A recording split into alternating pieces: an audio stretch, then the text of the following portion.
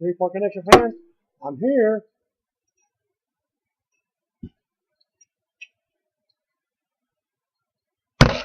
And welcome to my show. What happened after all?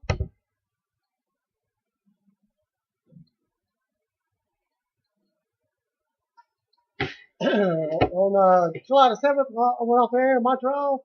A little bit more details. John Cena and Roman Reigns kept taking turns lifting their arms. More booing for Cena and cheering for Reigns. The Wyatt family then came out. Cena and Reigns teamed up to clean house. Cena with an FU on Harper. Reigns with a spear on Rowan. Cena's music hit and the clap closed the show. Advertised dark match for SmackDown tapings was Roman Reigns versus Randy Orton. Have not found any results on that. Due to the results that was on for the SmackDown, they probably didn't have it at all.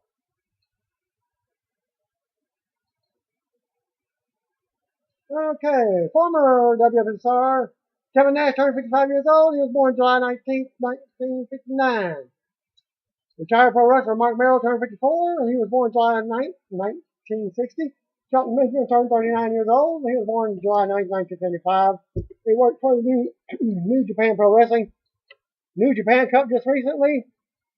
And former pro wrestler Ian News, a.k.a. Paul New, turned 48. He was born July 9th, 1966.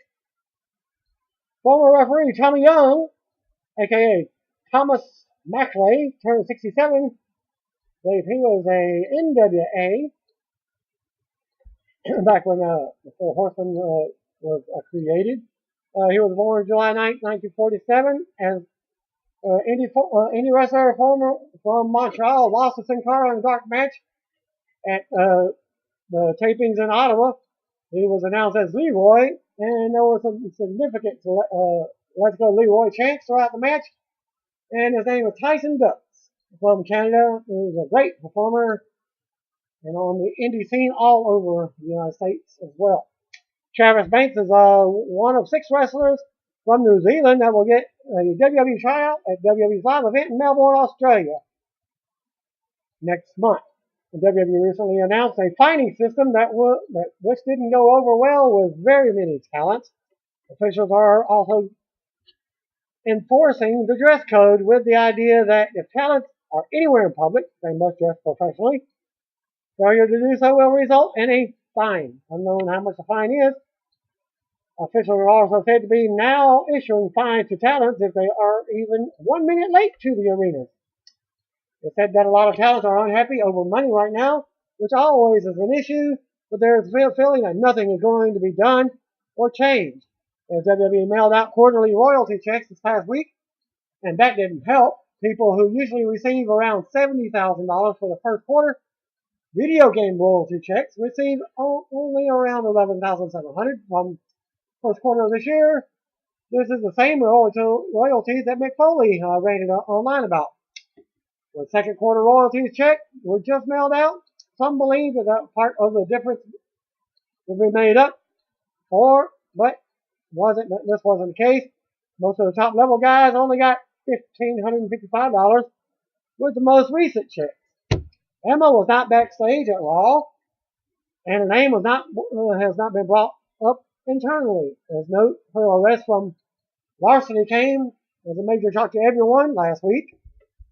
Former WCW and NWO star Masahiro Chono has apparently signed a deal with WWE that allows him to sell NWO t-shirts at Japan, and he has been negotiating with WWE and feels that it's the right time to bring the shirts back as nostalgia items, as a lot of the talents arrived today in Japan. The shirts will feature the original NWO design, but with a WWE logo. Triple H, who does not follow TNA wrestling employees on Twitter, just briefly followed Samoa Joe on the social media platform late Saturday night. Joe also added a WWE executive at approximately the same time as well. When you follow a person on Twitter, you can also keep tabs on that individual following and favorite activity. So late Saturday night, some fans noticed WWE executive and TNA star following each other, which would allow users to private message each other.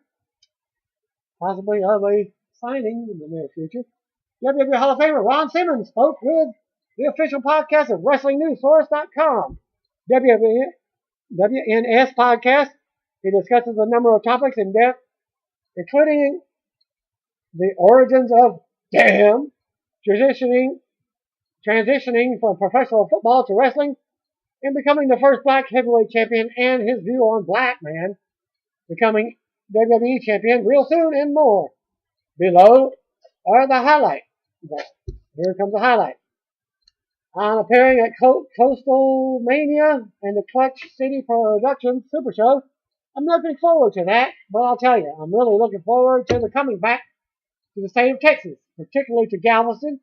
As you know, I've come there many times throughout my career, and as a matter of fact, I was a native of Texas for around 4 years in Dallas, so I consider myself to be somewhat a resident of Texas. So, I'm really looking forward to this, and it will be something I'll treasure for a while because I'm in retirement now and didn't have a chance when I was on the road to come back and meet and greet and talk to a lot of people, particularly in Texas. So this is going to be an opportunity for me to do that. On the transition from professional football to professional wrestling, well, I've always been a fan of professional wrestling, and because I've always loved sports, that particularly had to have some kind of physical prowess and athletic ability, so I've always been a big fan, and I recall myself as a young man growing up watching guys like Tony Atlas, Dusty Rhodes, Ric Flair, and throughout my football career, I was always a big fan, and I thought perhaps in the back of my mind one day that after my football career ended, and if I didn't go into the communications field coming out of the college I was at, I would probably give it a shot. And it turned out I played 25 years of professional ball and decided to give professional wrestling a shot and got trained by Hiro Matsuda, whom I consider to be was the best in the business at that particular time. And for me, he'll be forever the best. And that transition for me, and it was hard than I thought, but I thought that coming from football it would be somewhat easy, but I've got to be honest, it was probably the hardest thing I've ever done as far as requiring physical ability. On the reaction he received from family and friends after becoming the first black heavyweight champion, at that particular time it wasn't so much celebrated as the first black world heavyweight champion. It was just me having won the world championship at that time, and I think that was perhaps as time went on, and then it set in that history was made that I was the first black man to wear the world championship. And even to this day, I sometimes have to catch myself to make sure that that was real and that I have gone through the things that I did because I consider that to be quite an accomplishment. I'm proud of myself and the most proud of myself for the fact that it opened up more doors for other young black men and women to pursue professional wrestling. But it gave encouragement to all young athletes, so that's one of the things I'm biggest and most proud of. Thoughts of WWE being against giving a black man world heavyweight championship. All the years I've worked with WWE, that opportunity is there for any man or woman for that matter. If you're willing to work and put in the dedication that it requires you to get to that shot, that I have no problem with. I've worked with Vince McMahon for quite a while. I know him. I know all of his family members. So that's not true. If opportunity presents itself, and if there's someone they consider to be worthy, black or white, they will get the opportunity to put that belt on. And I'm certain that it won't be long before that happens, because you look up there and have quite a few black young men up there, and now they give it a couple of more years under their belt, will probably be wearing that belt really soon. So no, I have no problem with that. I think that's going to happen real soon. On whether he prefers tag team or singles, oh, definitely tag. I had the most fun starting with Butch Reed and Doom, and it was there. But I think perhaps throughout my career, then of course the Nation of Domination, with all the guys in there that I had a lot of fun with. But my brother and native Texan, I might add Bradshaw. It was the most fun. I mean, I couldn't think of a better way to wind down and end my career than being in a tag team with him, and it was the most fun of all throughout the years. We worked together, and then not only to have success at it, but to be able to entertain the people to the fullest, and them to have them years after that is over come up and say that was the most enjoyable period of time throughout my wrestling career, and they've seen in professional wrestling. That's what made it worthwhile. It was definitely the highlight of my career. After winning the World Heavyweight Championship, that would top it off, the APA. The best memory of working with JBL and the APA, there's just so many of them. We had a great time all the way. We had such chemistry together. We both had similar outer ring things in common. We both had football background, and we liked to go out and raise hell in bars and get in fights for real. So it was just natural that we worked well together, and it came across all well on screen because that was us in reality, and that's what made it such a success. On how it feels to be part of a faction that still has a lasting impression on fans. You want to be remembered for something like that. That's what you want guys and girls to come up to you and say.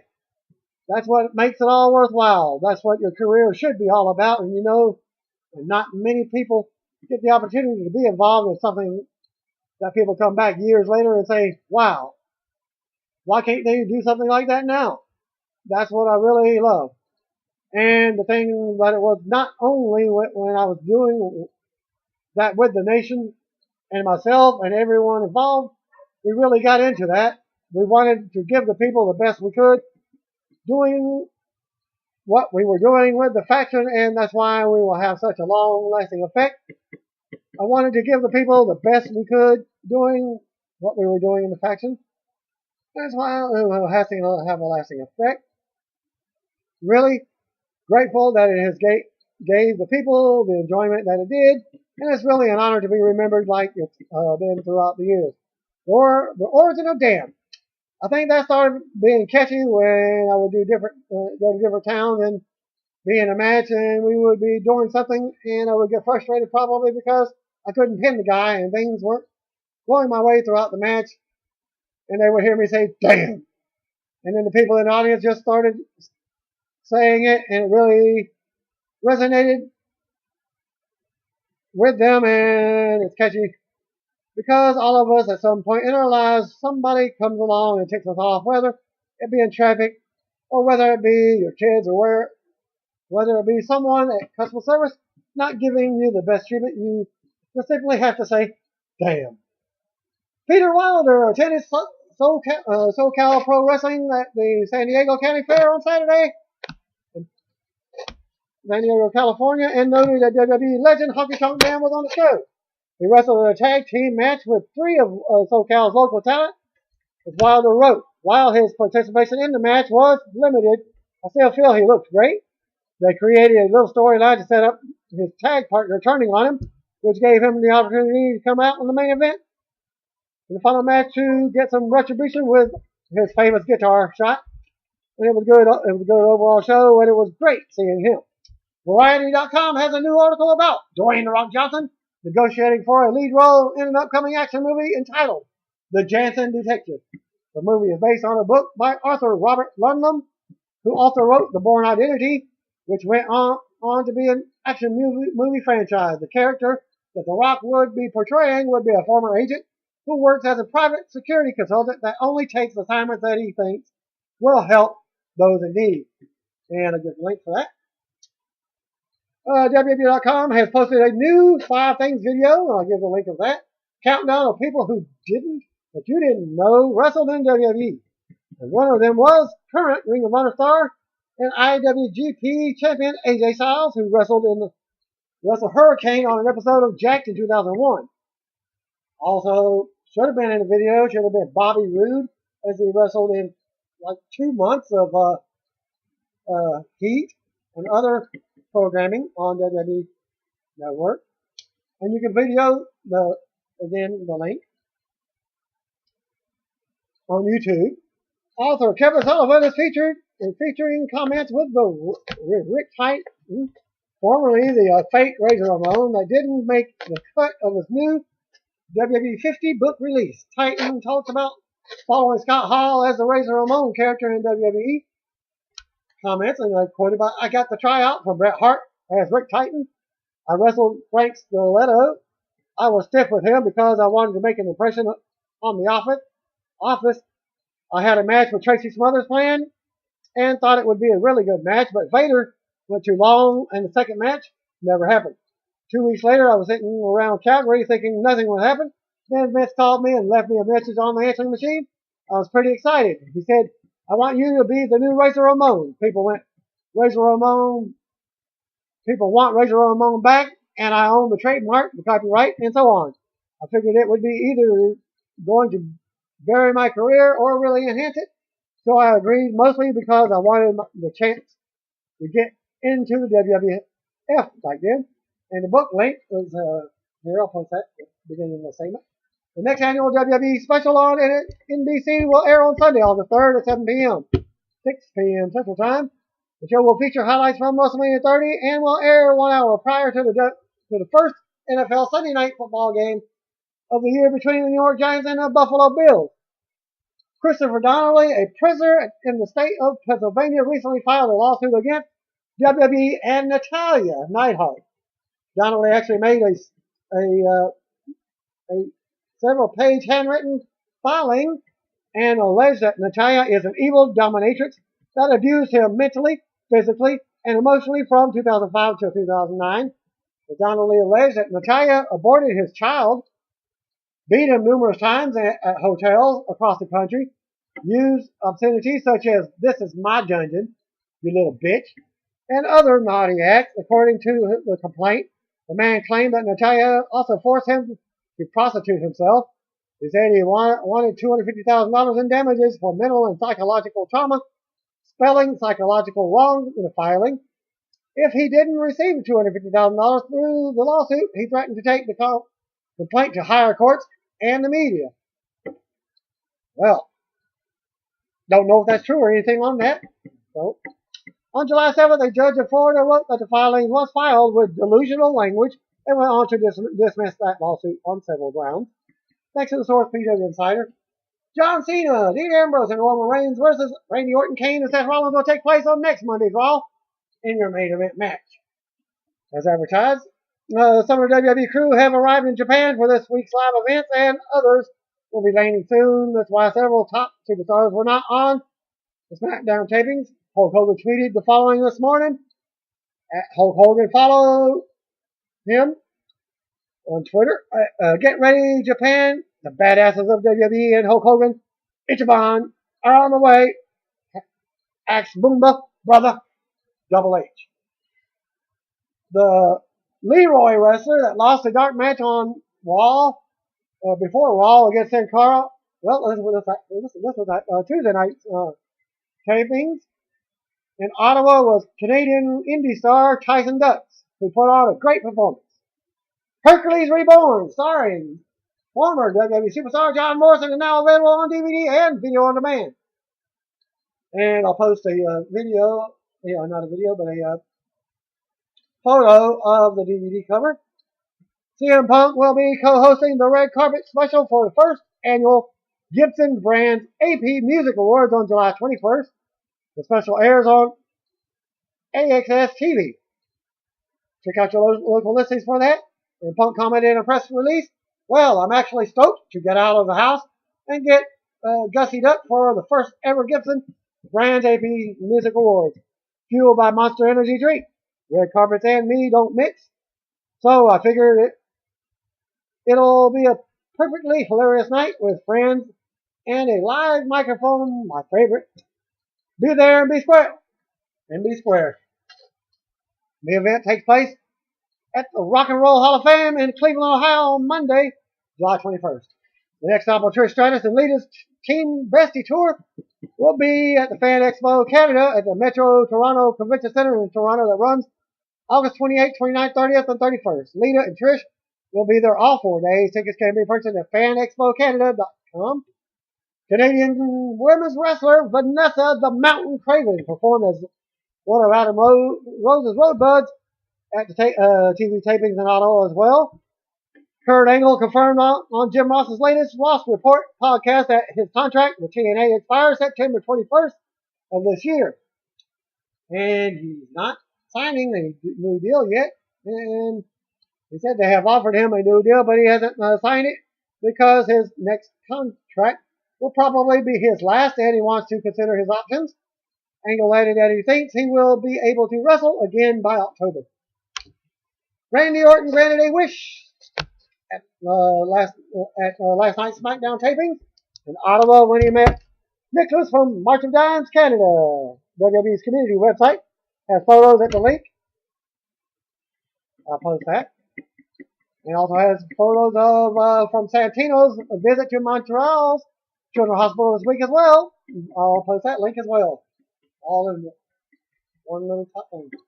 No, this next link will be a video of Booker T on local 2 News in Houston advertising, promoting a wrestling camp that he's putting on. And some of the talent will be from that. And even some of the TV news guy was there taking a bump or two. Hall of Famer Ric Flair is scheduled for Monday night. So live from Richmond, Virginia at SmackDown tapings next week in Fayetteville, North Carolina. And he was originally scheduled to work this week's live events in the Northeast, but WWE Creative has booked him into next week's TV shows. And now for your main event. Results from Ottawa, Ontario. Byron Saxton and Tom Phillips checked in on commentary and the highlight reel segment with Chris Jericho and Bret Hart. Sheamus came to the ring for a promo. The broadcast team played up the possibility of either Sheamus or Alberto Del Rio leaving Battleground with the Intercontinental title and the U.S. title.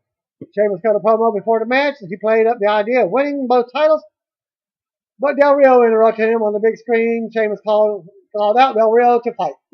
The crowd was hot for Sheamus, his entrance, and the first part of his promo, but the back and forth verbal exchange seemed to lose the fans by the end. So they got the first match. Sheamus versus Alberto Del Rio in the last man standing match for the U.S. Championship. Del Rio got off to the fast start and took the fight to the ringside. Sheamus came back, throwing the top of the announce desk at him. Del Rio was in control after a commercial break and worked over Sheamus with a kendo stick. Sheamus eventually grabbed the kendo stick and struck Del Rio with it and repeatedly before tossing it aside. Sheamus went for the white noise, but Del Rio countered with elbows to the head. They fought back to ringside and were heading into the crowd as they cut to a commercial. Del Rio grabbed a chair and swung it at Sheamus, who grabbed it with his hands and tossed it aside. Sheamus slammed Del Rio and then set up for the road kick, but Del Rio moved and caught him with a backstabber. Short time later, Sheamus went underneath the ring and pulled out of the table, which he set up inside the ring. However, Del Rio cut him off and then caught him with a kick in the corner. Sheamus beat the ref to 10 count.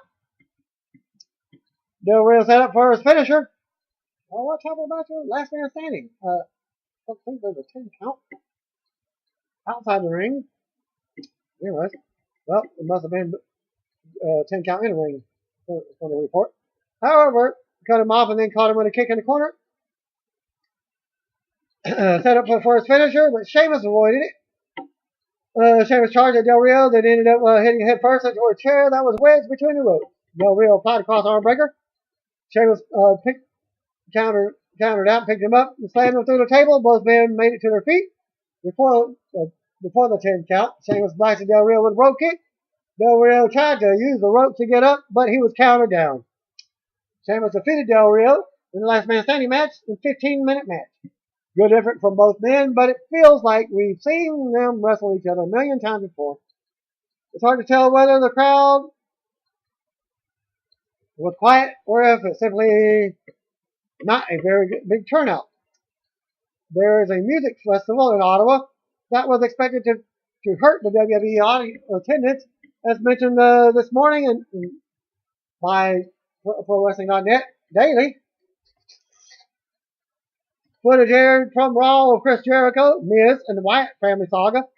Broadcast team announced the Bray Wyatt versus Chris Jericho for Battleground pay-per-view. Backstage segment, Renee Young interviewed Y2J and his Battleground match with Wyatt. And Jericho thanked Wyatt for reminding him that WWE is about more than leather jackets and crowd chants. It's about survival. He compared Wyatt to a spider and says that when he sees a real spider, he steps on it and ends it.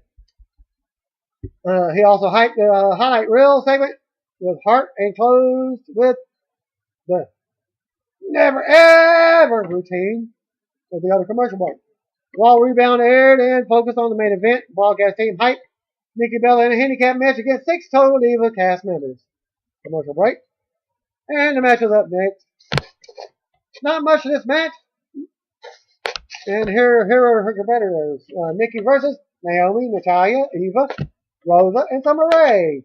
Byron Saxton referred to Rosa as the hot tamale of WWE.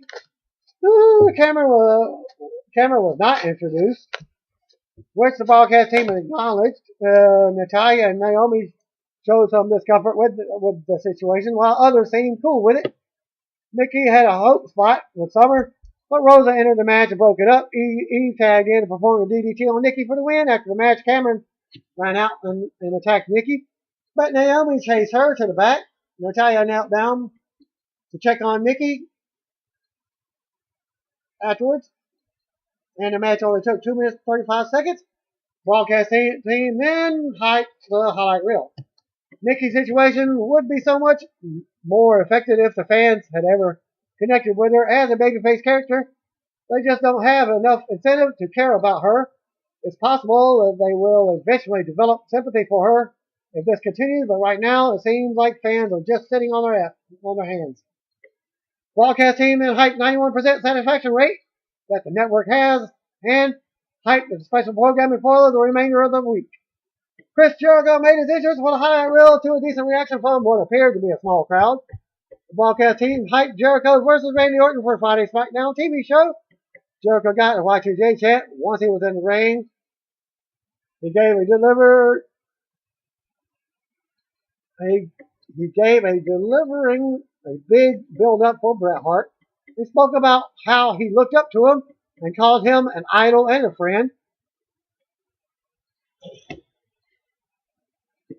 Bret came to the ring to a good reaction. Hart said it was good to be back in the nation's capital for the first time in a long time. He said it was a big deal to be back on WWE main event for the first time. He mentioned the WWE network and said it was a good time for him to be back in WWE and Ottawa.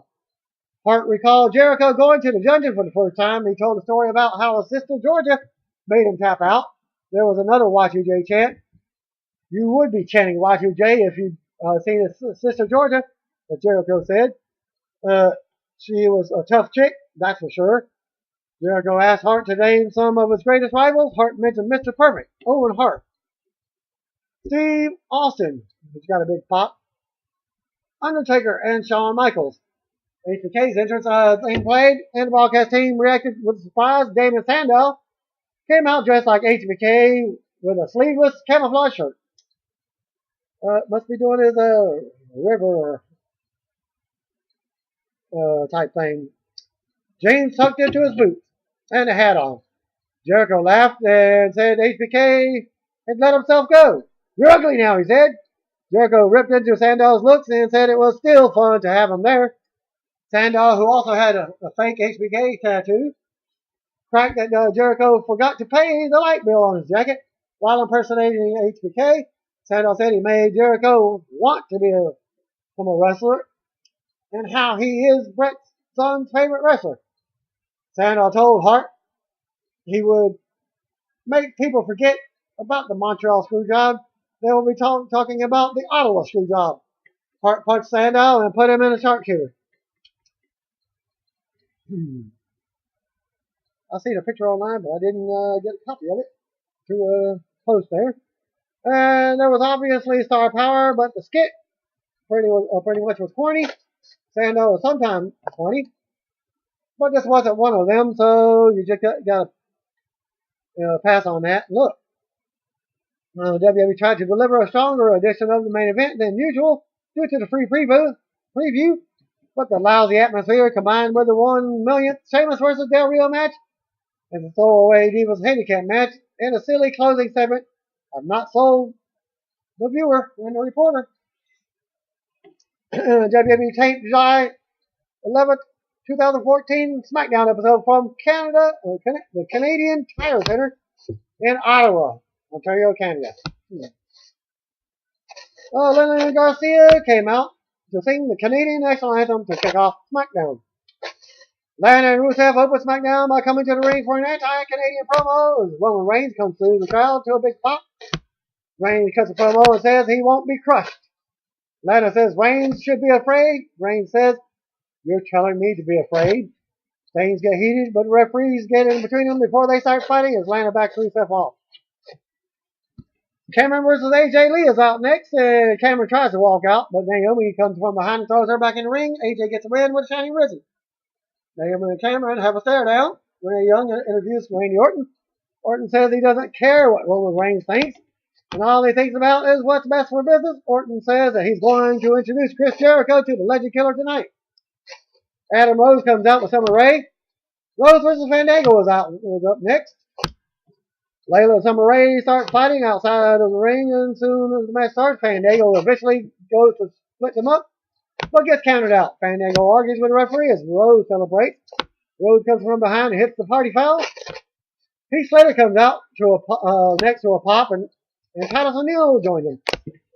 Well, we know this is going to be a squash match. Titus should win this one. Well, WWE Tag Team Champions, the Usos are out next. Well, for a non-title, so we get tag team action. Titus O'Neil tagging with Heath Slater. The Usos get an easy win.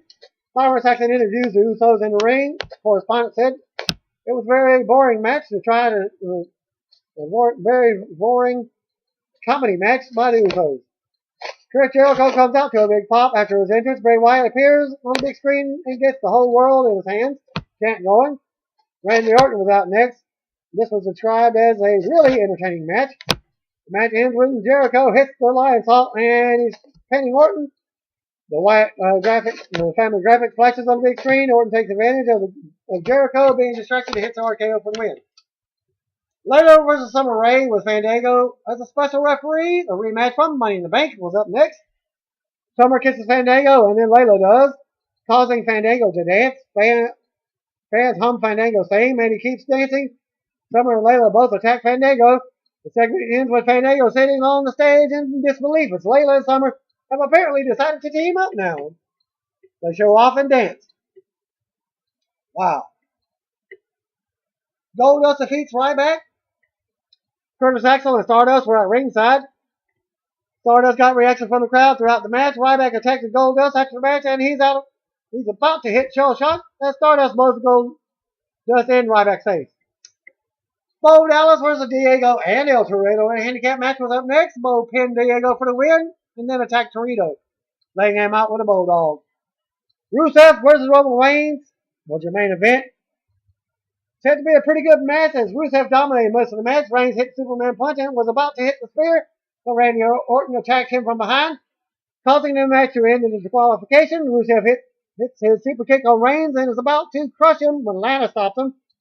And they leave. Orton waits for Reigns to get up and hits RKO. Orton goes to spear Reigns, but Reigns gets up and spears him first in SmackDown.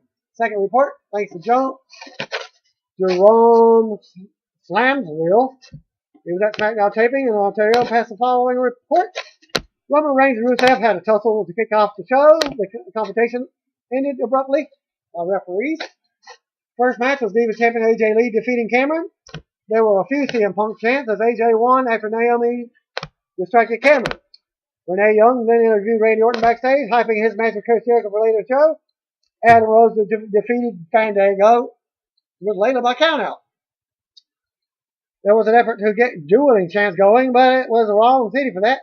Summer Rae attacked Layla out of nowhere, which led to Fandango being counted out. Rose hit the party foul after the 3-minute match. Well, there's a different report. WWE Tag Team Champions, the Uso Brothers defeated Heath Slater and Titus O'Neil. Slater came out to the ring to wear a 3-man band theme song. Squash win for the tag champs. After the match, Uso Brothers cut a promo about facing Luke Harper and Eric Rowan for Battleground. A new commercial airing for the WWE 2K15 featuring John Cena aired. Match before, Randy Orton defeated Chris Jericho as Jericho made his entrance, and the Wyatt family appeared on the big screen and sang the whole world, which woke up the live crowd. Orton was out next. was a heat magnet. Jericho was so loved that he had the crowd loud with him. There was a lot of brawling outside the ring to start with Orton getting an upper hand and cutting off Jericho's momentum. Jericho was distracted by the Wyatt family music and hit the RKO for the win. Match number 5, Layla fought Summer Rae to a no contest with both men attacked special referee Fandango. So that wasn't it. That was something different from earlier. It wasn't in the previous one. Okay, well, match number 6, Goldust defeated Ryback. Bo Dallas defeated Diego and El Torito handicap match. Roman Reigns defeated Rusev by disqualifications, but Randy Orton interfered. As I was telling y'all earlier about the dark match main event, I haven't found any results for that particular match. Do apologize. And that's it for my show for SmackDown main event and birthdays. Do you want to be by the way, if you didn't know, you better call me, bro.